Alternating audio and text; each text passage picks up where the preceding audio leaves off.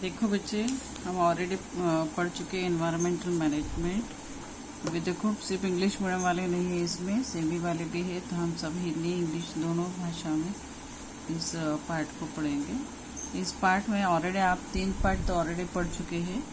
ये environmental management में भी मैंने शुरुआत की थी आपको, और कुछ टर्म्स को मैं बोली थी आपको थोड़ा याद करना, जैसे कि food chain, food web, ecosystem, biotic and abiotic factors. Actually आप लोग याद किए रहेंगे। फिर से हम देखते हैं कि फूड चेन एक ऑलरेडी आपके पुस्तक में दी है। फूड चेन कोई भी कॉम्प्लिकेटेड फूड चेन है तो हम उसे फूड वेब कहेंगे।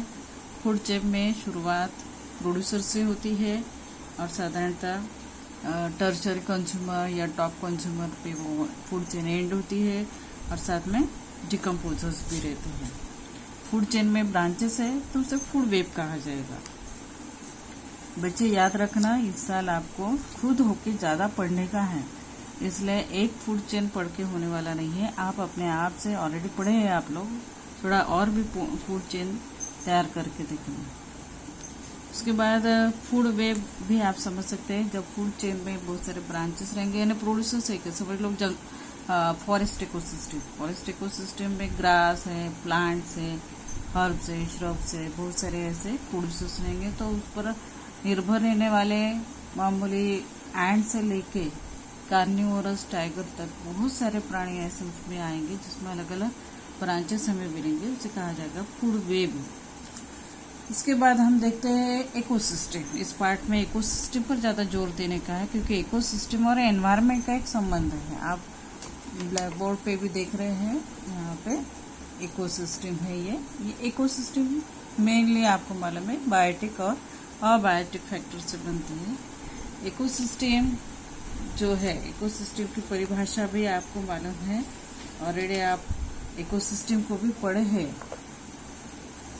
कोई भी इकोसिस्टम, जैसे कि अभी पॉन्ड इकोसिस्टम है, तो उसमें उस इकोसिस्टम में आने वाले, ठीक है, जो भी प्लांट्स, फ्रूट्स, प्लांट्स और एनिमल्स, ये biotic factors plus abiotic factors, इसका कुल मिला के तैयार हो जाएगा इकोसिस्टम, ठीक है, जिसमें बायोटिक और बायोटिक फैक्टर्स दोनों रहते हैं और दोनों का इंटरैक्शन होता है।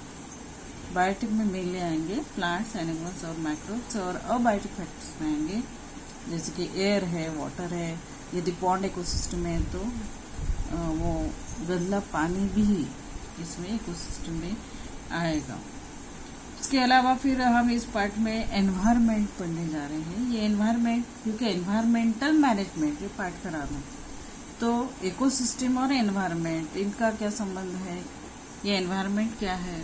तो एनवायरनमेंट क्या है, तो कोई भी एक विशिष्ट पर्टिकुलर एरिया में फिजिकल, केमिकल और बायोलॉजिकल फैक्टर्स, इन सभी का आपस में एक इफेक्ट, जैसे कि अभी हम ऑक्सीजन ज़्यादा लेते हैं तो जाहिर है लोग भरपूर है, ऑक्सीजन ज़्यादा ले रहे हैं, कार्बन डाइऑक्साइड ज़्यादा छोड़ा जा रहा है, तो वहाँ का एनवायरनमेंट में इसके कारण ऑक्सीजन की कमी आएगी, कार्बन डाइऑक्साइड का प्रतिशत बढ़ जाएगा।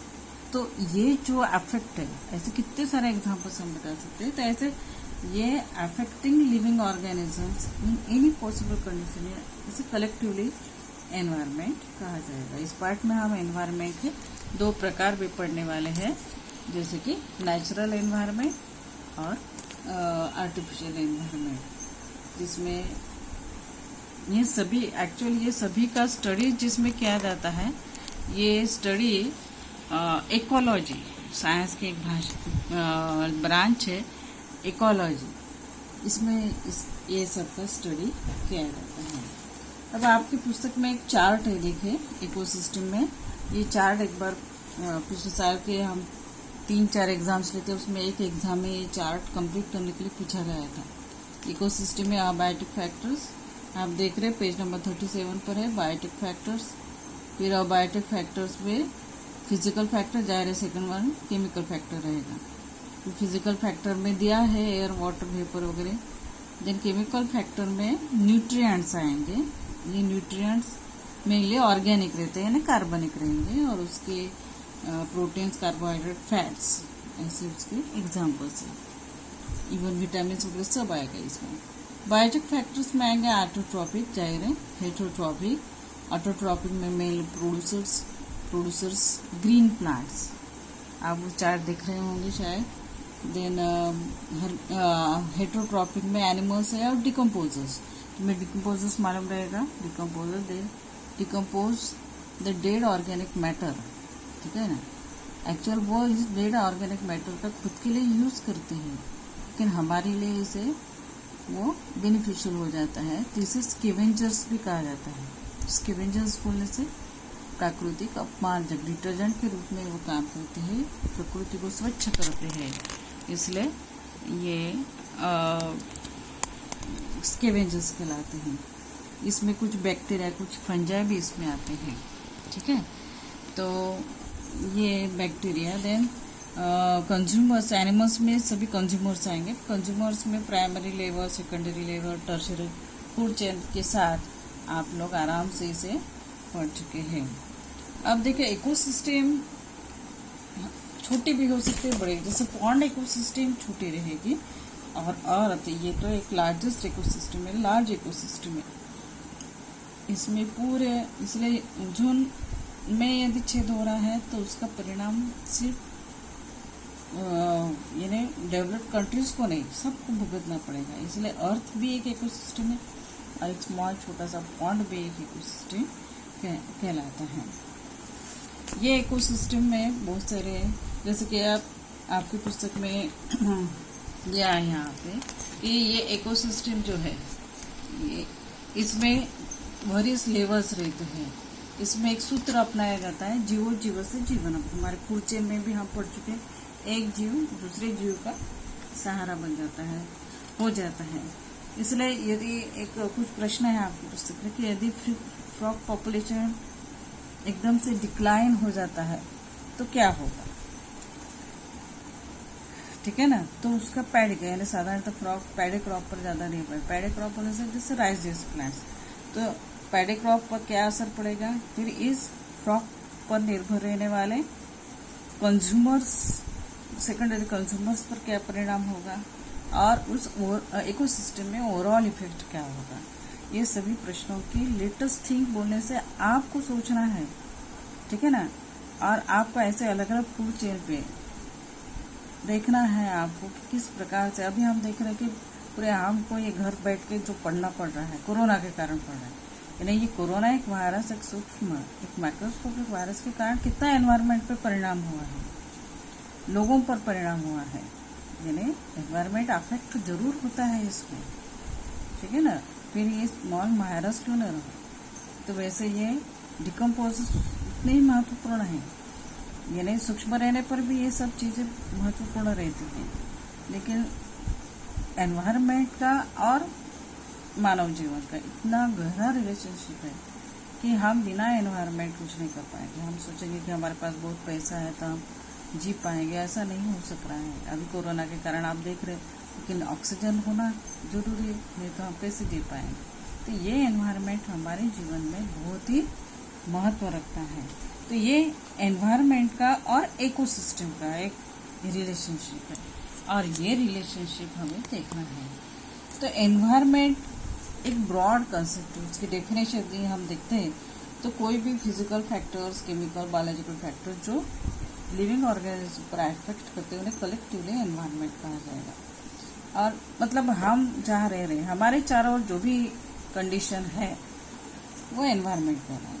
सराउंडिंग में जो जो पाया जाता है वो एनवायरनमेंट कहलाएगा। ये एनवायरनमेंट नेचुरल हो सकता है, आर्टिफिशियल हो सकता है। नेचुरल है जैसे कि ऑक्सीजन, ये वगैरह, ये सभी जो हम देख रहे हैं ये natural environment, atmosphere, water, land और हमारे कंटिन्यूस उसके साथ इसके बायोटिक और बायोटिक फैक्टर्स के साथ इंटरैक्शन शुरू रहते हैं। हमारे एनवायरनमेंट में पाए जाने वाले सभी प्लांट्स, सब्जियां या फल के रूप में हमारे भोजन में रहेंगे। यहाँ पे जो पाया जाता है वो हमारे भोजन में रहेंगे। मतलब ये इंटरैक्शन होगा एक प्रकार से, और ये इंटरैक्शन बहुत इम्पोर्टेंट है। लेकिन आर्टिफिशियल जो एनवायरनमेंट है वो भी हमारे चारों रहते हैं, जिसके हम देखते हैं कि पोल्यूशन किससे तैयार हुआ है, कुछ ऐसे व्हीकल्स ज़्यादा चल रहे हैं या डिफॉरेस्टेशन हो रहा है, ये सभी से ये एनवायरनमेंट जो पॉल्यूटेड हो रहा है उसका भी परिणाम हम पर हो रहा है। तो मतलब एनवायरनमेंट, ये आर्टिफिशियल एनवायरनमेंट भी उतना ही महत्वपूर्ण है, वो भी उतना ही हमारे जीवन पर असर डालता है। उसके बाद ये इकोसिस्टम जो है, ये इकोसिस्टम जो है लार्जेस्ट इकोसिस्टम वगैरह ये सब हम देखें, और इस इकोसिस्टम से होने वाले परिणाम भी हम देखेंगे। ये इकोसिस्टम को चलाने के लिए बहुत सारे साइकिल्स होते हैं। ऑलरेडी आप लोग पिछले साल 3 साइकिल पढ़ चुके हैं, मुझे ऐसे याद है। नाइट्रोजन साइकिल पढ़े हैं आप लोग, कार्बन साइकिल पढ़े हैं, ठीक है ना। उसके पहले वैसे भूगोल में वगैरह आप वाटर साइकिल भी पढ़े रहेंगे। तो ये इंटरैक्शन जो है, एनवायरमेंटल इंटरैक्शन रिलेशनशिप जो है, ये पढ़ने के लिए हमें ये साइकिल्स को भी थोड़ा याद करना पड़ेगा। और ये साइकिल सुचारू रूप से यानी बराबर चल रही है तो कुछ प्रॉब्लम नहीं है। यदि इसमें से एक आध फैक्टर भी, जैसे कि हम फ्यूचर में एक लेटेस्ट थिंग में देखा है हमने, यदि फ्रॉग पॉपुलेशन डिक्लाइन होता है तो क्या होगा, तो जाहिर है अफेक्ट जो होगा बायोटिक और बायोटिक दोनों फैक्टर्स होते हैं। वैसे ही इस एनवायरनमेंट में यदि कोई ये साइकिल बराबर काम नहीं कर रही है तो जाहिर है हमारा ये एनवायरनमेंट जो है ये बिगड़ जाएगा। तो ऐसे वेरियस साइकिल्स हमारे एनवायरनमेंट में ऑपरेट होती है, जैसे कि वाटर साइकिल है और कार्बन साइकिल है, नाइट्रोजन साइकिल है, यानी गैसियस साइकिल्स है। ऐसे वाटर साइकिल जैसे एक लिक्विड, ऐसे एक साइकिल है, ये लिक्विड फॉर्म में पाए जाने वाले, और इनका एक बड़ा रोल है एनवायरमेंटल बैलेंस बनाए रखने में। ये एनवायरमेंटल बैलेंस बराबर है तो हमारा जो सब कारोबार बराबर चलेगा। ये एनवायरमेंट, अभी हम देख रहे हैं कि एनवायरमेंटल बैलेंस ही बिगड़ गया, इसलिए हमको घर में बैठ के इस प्रकार से अपने आप को बचा के रखना पड़ रहा है, ठीक है ना। तो ये एनवायरमेंटल बैलेंस बहुत ही जरूरी है, और इसलिए एनवायरमेंटल मैनेजमेंट पढ़ना भी बहुत जरूरी है। तो इस पार्ट में हम देखेंगे कि ह्यूमन एग्जिस्टेंस जो है ये संभव है सिर्फ इस एनवायरमेंटल बैलेंस के साथ। आप याद रखना बच्चे कि इस पार्ट में हम जो बेसिक कंसेप्ट से वही पढ़ने जा रहे हैं, बाकी का जो लंबा चौड़ा जो है वो आपको खुद को पढ़ना है। और आप देखें कि दीक्षा ऐप में भी इस पर आधारित ज़्यादा कुछ वीडियोस वगैरह नहीं है। एक वीडियो ऑलरेडी मैंने डाला है जो नेचुरल वेस्ट आपको बताता है कि नेचुरल वेस्ट के यानी ज़्यादा हो जाते हैं, वेस्ट ज़्यादा होते हैं तो किस प्रकार से परिणाम होता है उसका। तो ये बिगाड़ने के लिए वो पोल्यूशन काम आता है। तो ये साइकिल्स कब बिगड़ते हैं, जब ऐसा पोल्यूशन होता है। पोल्यूशन होता है तो उसका असर किस पर पड़ता है, तो ह्यूमन बीइंग पर होता है। तो human existence is totally impossible without the existence of nature, ठीक है ना।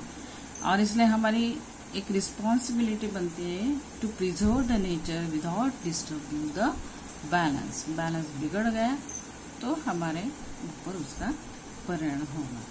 ये पूरा अर्थ एक बड़ा प्लैनेट, ये एक बड़ा इकोसिस्टम है, ठीक है ना। आज फिलहाल हमको ऑक्सीजन मिल रहा है, या हम हमारे गाड़ियों में डालने के लिए पेट्रोल डीजल मिल रहा है, लेकिन आगे चलकर एक विरासत के रूप में हमें ये जो अर्थ प्लैनेट से मिला है वो आने वाले हमारी पीढ़ियों के लिए भी यदि हमें बचा कर रखना है तो हमें अभी से इस एनवायरमेंटल बैलेंस के बारे में सोचना है, हमारे फ्यूचर जनरेशन के बारे में सोचना है, तभी हम इस एनवायरमेंट को, इस पृथ्वी को सुरक्षित रख सकते, ठीक है। तो आज के लिए इतना ही। अभी हम नेक्स्ट पीरियड देखेंगे, नेक्स्ट आगे जो हम पढ़ने जा रहे हैं, ठीक है ना, एनवायरमेंटल कंजर्वेशन, वो थोड़ा पहले से आप थोड़ा सा पढ़कर रखना, और इस पर आधारित जो भी लेटेस्ट थिंग और इसके जो क्वेश्चंस हैं वो सभी आप पाठ यानी उसको उत्तर बना के रखना है आपको, और बाद में मुझे आंसर करना है, ठीक है। Thank you.